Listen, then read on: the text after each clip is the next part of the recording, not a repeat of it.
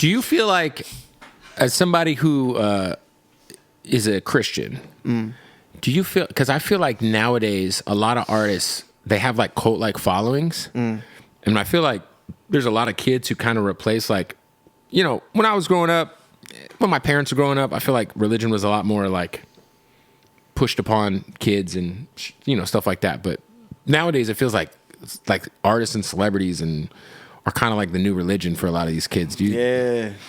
Yeah. 100. And so like your question is like how I feel about that? Like, with Christianity not being the norm as it was before. I mean, this generation, they're heavily influenced by what they see on their phones or like the artists of today. I'm just grateful that I found something that's more meaningful to me. You know what I'm saying? That lasts longer than the hype of an artist.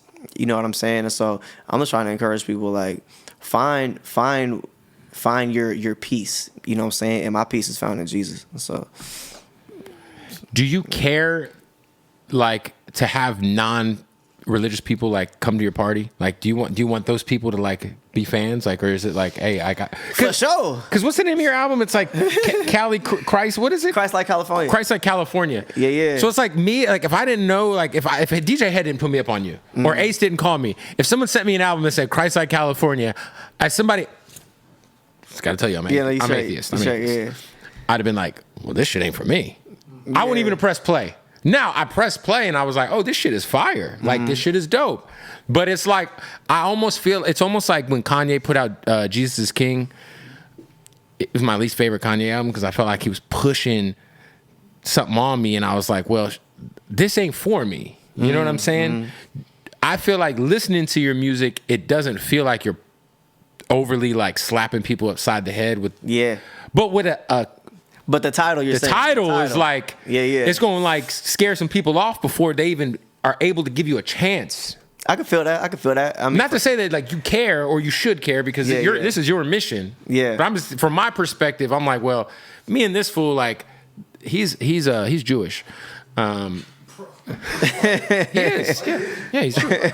He just did a 23andMe and found out he's 30% Jewish. Yes, found out. He just did the test. He's Jewish and Mexican. Straight up. His grandma cheated on his grandpa with a Jewish neighbor.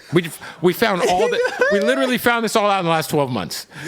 You are crazy. My producer did one of the DNA tests for people who can't see him on camera.